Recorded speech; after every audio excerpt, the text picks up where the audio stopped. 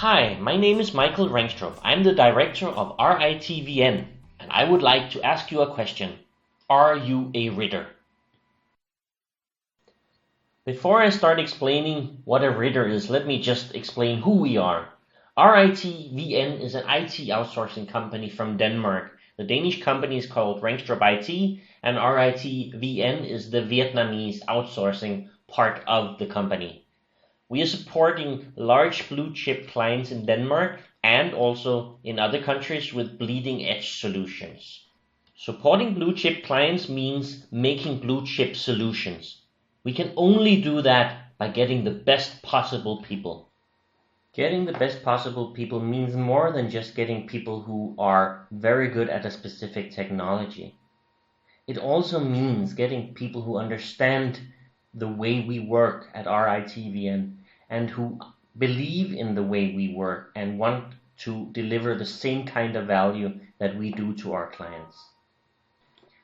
All companies say that they are trying to provide values for their clients. Of course, that's what companies are for.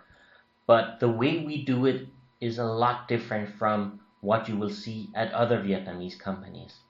The difference is that in our company, everybody takes an even responsibility in bringing value in what they do.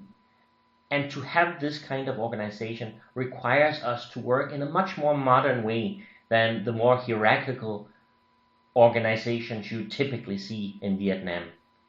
In the following presentation, I will try to tell you what makes us so different from other companies, why it is that we are our company of the future, a way of working which actually brings value to the client to a much higher extent than the more old-fashioned way of working.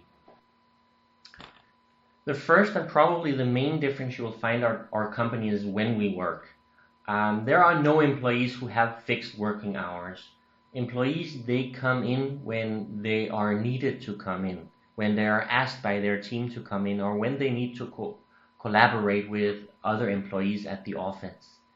In the start, most employees are requested to come in every day simply because we need to understand how they work and that they understand how we work and that they will think, feel and act in the same way as we do. Once we trust that new employees have understood our way of working, how we think, how we act, then we give them a lot of freedom to set their own working hours. Many employees, they work actually, the set number of hours every day at fixed times. Others, they work very differently. Some work late in the evening, some work during weekends.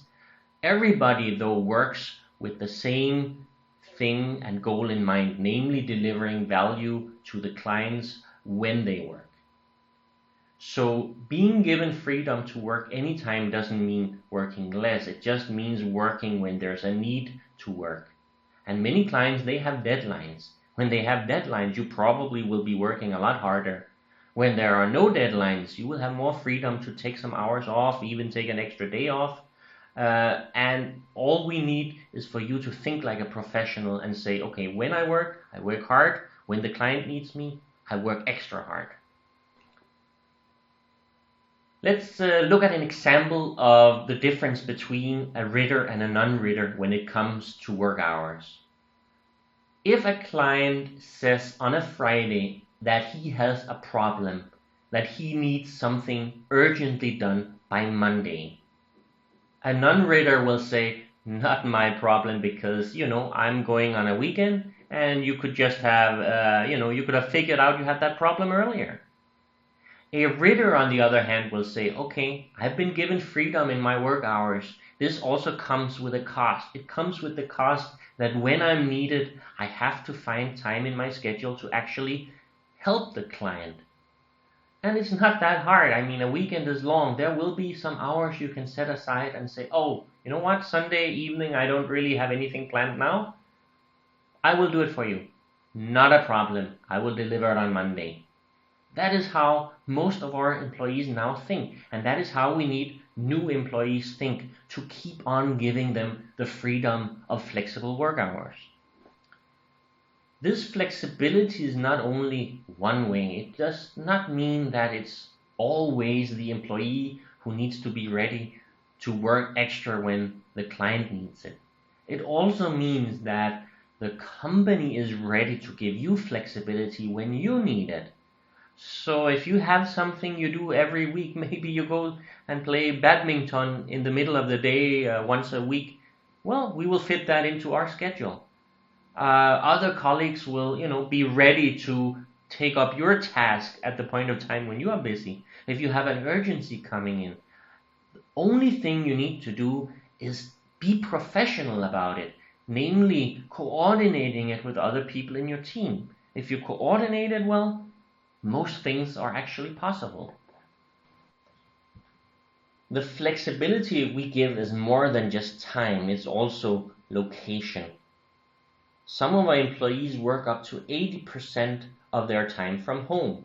The reason we give them this flexibility is because we trust them, because we have seen that the hours that they register are bringing value, that they're real hours. They are not just hours which are made up for the employee to earn more money. It's hours that are, specified because the employee feels that he or she provided value during those hours.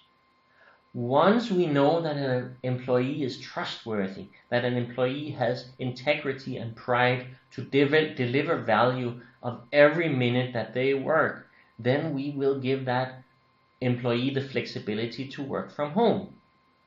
And working from home is a big advantage for both the company and for the employee. It's an advantage for the employee because that person will not have to sit in traffic. Maybe that person will save maybe 1.5 hours per day in avoiding traffic. And the advantage to the company is also clear.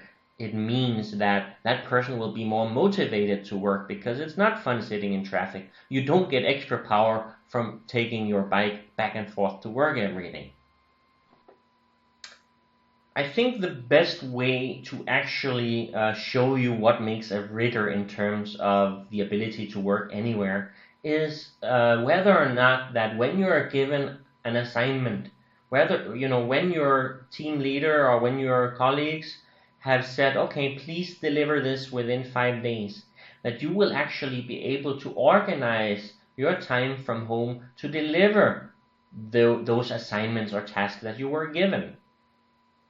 If you can do that, you are able to work from home. If you then go home and you're not motivated, you look at the task and you say, I can't do it right now, I'll do it later. Then you watch a movie, you focus on something else. You don't have the ability to work from home. It is something about being your own strictest boss, about, closing your door, about making sure nobody disturbs you during the hours that you set aside for working, and that you have the ability to deliver and to close what you promised to close for the team. When you have that skill, you are a Ritter. If you slowly start to see that actually you need somebody else to motivate you, our company will not be good for you. One of the reasons that we work like this is because we don't want to waste our time telling others what to do. We don't want to be the boss who stands and looks over your shoulder and says, oh, what are you doing now? Why are you not doing what I told you to do? You're at work, you have to do this now. It's waste of our time to have to manage others. We don't want to be kindergarten cops. We want to work with professionals who we can trust, who are bosses in themselves, who are people who can manage themselves and care about what they deliver, rather than people who only care about, getting their salary every month. Everyone can have a bad day where they don't get done much. Maybe they're sitting at home, they're constantly being disturbed. Maybe they have something personal that they desperately need to get done. It is not a problem for us. All we ask in return for us giving you the flexibility to handle these things is that you don't see it as work hours. We want you to be proud of what you delivered for every hour, every minute you registered in your time registration. So if you have personal things to do, you just don't register time, we understand. But you also have to understand that this flexibility comes with the cost that we don't want to pay for this time. Another important change you see in a modern employee is that they are capable of using any equipment at their disposal to actually interact with their clients, with their job, with solving their projects.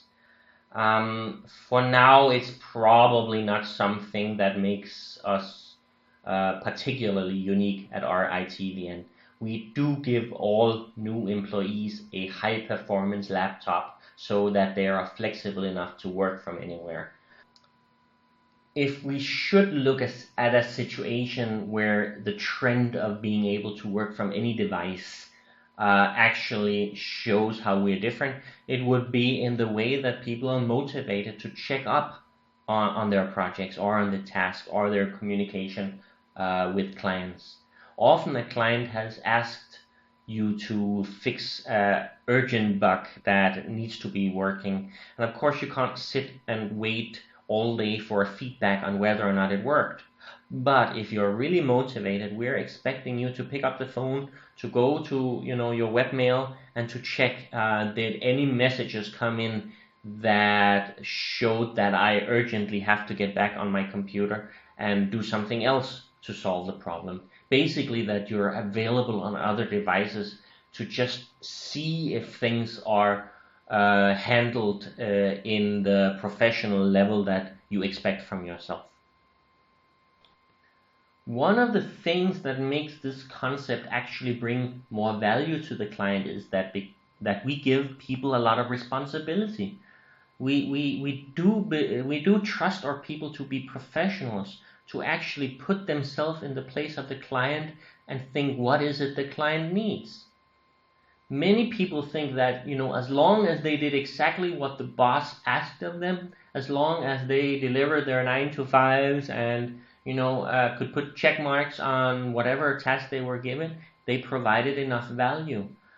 But we need you to think beyond that. When you work in a company like ours, where you're given flexibility and where you're giving responsibility and where a lot of people depend on your ability to solve problems, you also have to focus on the output. You have to put yourself in the place of the client and say, okay, what is it exactly I need to do to close this assignment? Again, this brings us back to, your flexibility in terms of hours, in terms of location, in terms of what you must focus on in order to do your job. We want you not to think of a job as something which requires you to live up to a contractual obligation of working 9 to 5. It's an obligation that you give to your colleagues, to the company, of looking at any assignment as a professional and thinking, when have I delivered enough in order for the client to be happy? When is my output good enough that I can be proud of it? We do not want you to feel that the only way you can climb the ladder in our company is by, getting the next managerial position. Climbing the company ladder in our company simply means being more and more skilled and delivering more and more value. The title doesn't matter. The ability to deliver matters, and that is what we want to recognize among every single employee. As a manager, one of the best things I know is that when one of the employees comes and tells me, Michael, that doesn't make sense. I think you're doing something wrong. I think that the decision you made is wrong. I want to hear that. I want to be told that I made a mistake. This is very important because this is the only way that the company can improve, when everybody cares about taking the right decision. A Ritter is somebody who believes that he has the right to say his opinion at any point of time when he sees something that he does not believe is the right decision or the right direction to go for a project or for the company. We do not want people who are managers and who will not listen to their employees or who will not listen to somebody who has a good idea. That does not bring value. And this is also why, generally we want to avoid the concept of a manager. We want everybody to feel that they are equal and that their decision matters and that their input is actually listened to so that we can get the best possible output. In as much as we want to avoid the corporate ladder to be something that motivates people, to get up and get a higher position. Instead, we try to focus on looking at what people actually deliver of value to the client. Now, most of our clients are actually paying us by a time and material basis, means they pay for every employee with a specific hourly rate. If we feel that that person has improved and that we can take more money per hour for that employee, this is also something that we immediately want to make a benefit for the employee. So every single person's responsibility is to be more valuable. If that person is more valuable, he or she is more valuable to the company, and this immediately means that he or she should get a higher benefit from his work. When every single person is a manager in himself and the responsibilities on output, it also means that we are moving away from a predefined work style, predefined responsibilities, to actually customizing work to a higher extent to fit the client that we're supporting. And this means that our employees need to be smarter. They need to be able to look at different steps of the product life cycle and take part in it, to actually bring value where they can bring value because of their knowledge, because of their innovative skills, because of their understanding of the client, and because of their motivation to actually get the best possible output. I think one of the best possible ways to see who's a Ritter and who's not a Ritter is whether or not assignments turn up that they will immediately reject because they feel it's not within their responsibility area. What we need are employees who say, okay, I really care about this project or this task being delivered at best possible quality and efficiency, and whatever I can do to help, I will do. Not just saying, this is I'm a coder, I don't want to do any kind of testing. No, I want that person to say, oh, wait, I will actually help test because this needs to be delivered tomorrow and there's nobody else who knows it as good as me, so I will take that responsibility. Another angle on this is actually also how we give tasks and how we pick tasks as our Ritters. A Ritter is somebody who looks at the task list and does not just take those tasks that he or she feels is something that is simple to do, is something that that person could easily accomplish. It's also picking tasks that are difficult, that are the hard ones, that are the tough ones, that are the ones that will develop that individual, the ones that will make that person more and more valuable to the company and to the client. And this is also something we are actually doing in terms of how we are doing individual goal settings with each employee. We are actually always trying to set goals for an employee which is above his or her current title, which is above his or her current perceived responsibilities.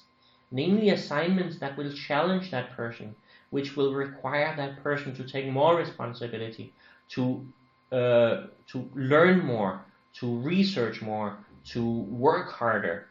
And by doing that, we actually have one of the best possible ways to develop the leaders of tomorrow. Sharing value is actually something that makes an employee very valuable. And that is something we try to look at our employees when we decide whether or not an employee deserves a raise or additional benefits. Namely, is that person capable of also bringing other people more value. Meaning, can that person actually share information, share knowledge, transfer capabilities? If that person can do this, that person is actually making other people more valuable. And we want to see that. We want to understand that. We want to give people a benefit for sharing information. We have had a few senior candidates who believe that they are important simply based on the fact that they have a lot of experience and they've gained some knowledge of certain technologies or theories from that experience.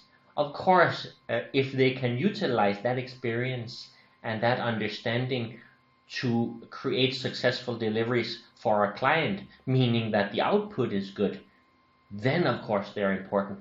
But that we don't want that to be a reason that they think they're important, that they have the knowledge and experience. We want everybody to see at what they deliver, at how quickly they deliver, at what quality they deliver, and that is what makes them important. That's what we want people to understand. And this again is focusing on the output rather than the input. In many old-fashioned companies, people believe that they don't have a right to raise their voice or to raise concern or to give their opinion or to change processes or to propose that things are done differently. They believe that being high in the hierarchy is the only way that you actually can become a leader, the only way that you can actually dictate what should be done and how to do things. At RITVN, we want everybody to feel like a leader, that everybody, when they have the capabilities, when they have the motivation, when they have the right circumstances, will take a leadership role.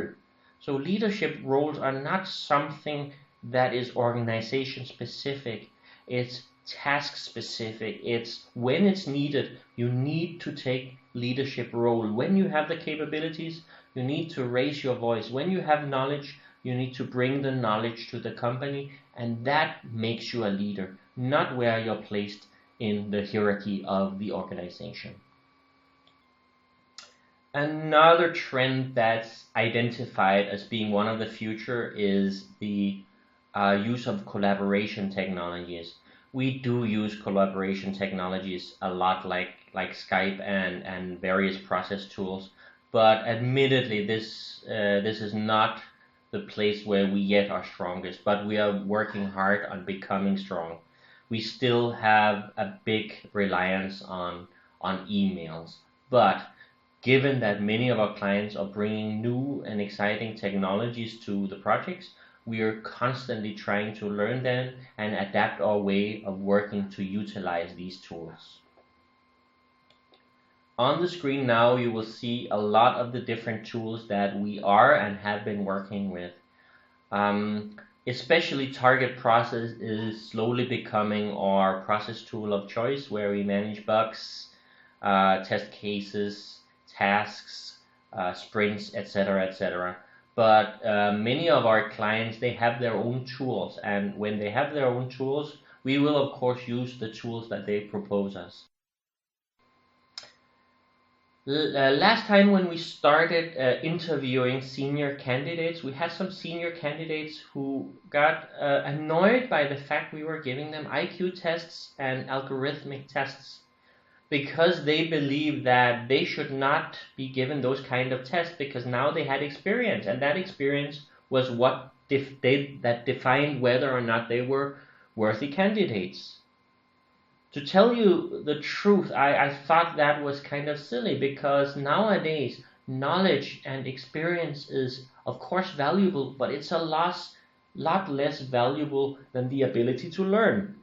Because nowadays technology moves so fast that what we need people to be able to is actually look up via Google what is the best possible solution. How could they attack this problem?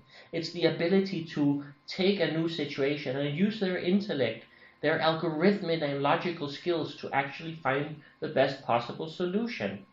Of course, experience matters, but it needs to be combined with a high level of adaptive learning, and that is something we need to make sure that our people have, because else they will not become Ritters. Try to look at this slide and see the big difference here of who we think are Ritters and non-Ritters. A non-Ritter is somebody who looks at what knowledge he has, and then based on that he will specify whether or not he can solve the problem. For example, this guy, he has the knowledge, the top guy here has the knowledge of a whole range of probably technologies and experiences, domain knowledge maybe even. But if we give him a task which is beyond his existing comfort zone, and he says, no, cannot do it, I don't know anything about that, he is not a typical Ritter. A typical Ritter does not need to have a lot of knowledge, but he has to be able to solve a problem that is not within his comfort zone. Learning within our company is not standardized. It's not a corporate learning structure where everybody has to go through the same 10 courses before they have the basic knowledge. I mean, learning is with us something that is dependent on the client. It's dependent on the skills of other people. It's dependent on the ability to be given certain tasks, to be given certain responsibilities that will develop those people. It's something we democratize. It means everybody is responsible for everybody learning something, for everybody teaching and sharing information, sharing the tough assignments to be able to actually develop every individual. One of the very important things we do in order to make sure that people are developing and learning things is that we constantly try to make what we call SMART goals for them, which means where do you need to go next? What is the next skill? What is the next knowledge or experience that you need to have in order for you to develop towards the direction that you want to develop?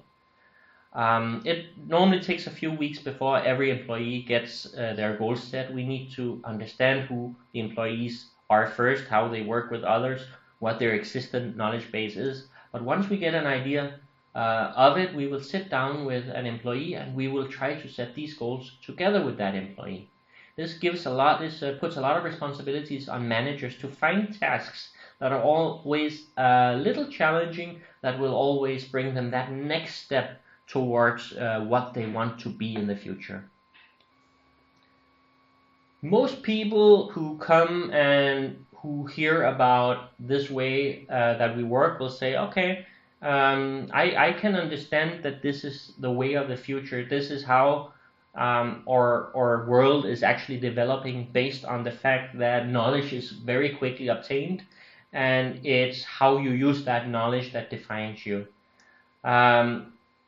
And given that most people agree, you would also think that most people could work with us. But the fact is, even though you agree, it doesn't mean you have the skills to be a Ritter. It doesn't mean you have the skills to work within this kind of environment. It's something, of course, that we try to find out during our interviews, but it will also be something we try to find out during the initial couple of months working at our company.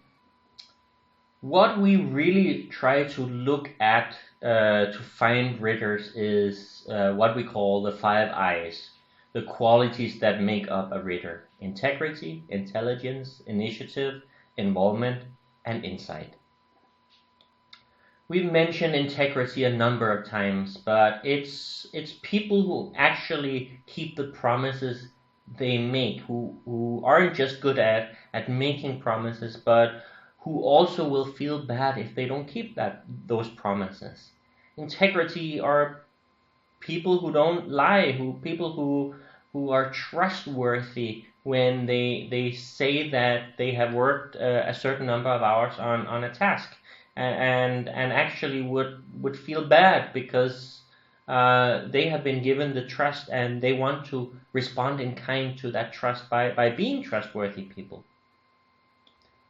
Another thing we obviously look for is intelligence, and we often find out whether or not they have that based on their ability to solve the problems that we give them, especially when we start giving them problems that are beyond their current comfort zone, whether or not they have the ability to look up the answers, to Google the solutions to their problems. Third thing is initiative. The ability to also find out a process or a methodology or a direction which goes beyond what somebody asked you to do. If you come back and say, there's this problem, I can't do it, and then you expect the manager each time to then look up the solution to the problem, return to you and say, oh, please try this. And then you try that, you come back to the manager and say, oh, that didn't work. This is not initiative. This is not a Ritter. A Ritter actually looks at the problem and says, okay, actually what you proposed me, I can't do that. But I've tried these 2 or 3 other methods and I found this one. Could I do it that way? Could I do it that specific way? Now that's initiative. And we look for people who take that initiative, who don't just try exactly what they're supposed to do, exactly what they're asked to do, but if there are hindrances in doing that specific thing, they also try to look for alternative solutions. When you're given so much responsibility and so much is asked from your integrity, this can only happen if you have if you're involved in what you do. If you do not love information technology, if it's just an industry that you came to by chance or because you thought that was where the best money could be made, our company will not be for you, because we need our guys to love information technology. We need them to be excited about what we are doing, the fact that many of the things we do are changing the world today. Many of the things we do are the things that will structure this world in the future. There are many of the things that will influence how companies will develop in the future. Another thing is you need to you need to love working with other people. You need to have a lot of respect and love your colleagues. Because if you don't take responsibility, if you don't see how you not doing your part of a job will actually have a negative influence on others, if you're too narrow-minded about how much you should care about your job and your colleagues, then a flexible environment like us would be destroyed very quickly. So we need people who we trust in and who have love for what they do and for whom they work with. A very important part of working with us is creating transparency in what you do. That first and foremost means that you very specifically register what you have been doing. Given that you're not sitting at the office and we're not looking you over the shoulders. Instead, we require from you to actually market yourself to us, to actually prove both to us and to the end client how much value you're giving.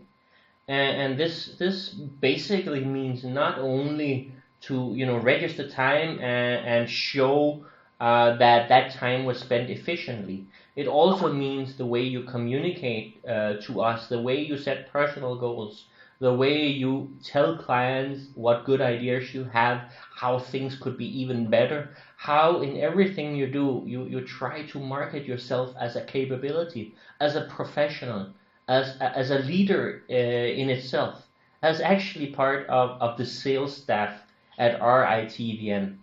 Whatever position you are a salesperson, because what you do will define whether or not the client will be interested in buying more from us or less. Now I'd like to ask just one last time, do you truly feel you're a Ritter?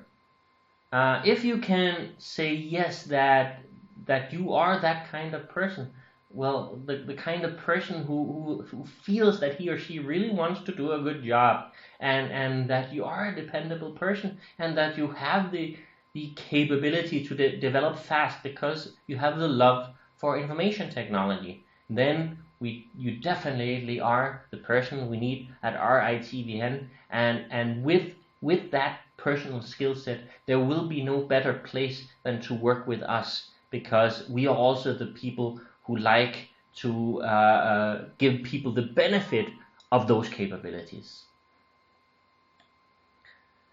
So please do contact us now. Write us an email and tell us more about yourself. Send your CV. Tell us what you've done before, what area you would like to work with, and then we will contact you as soon as possible to invite you for an interview. Thank you very much for listening.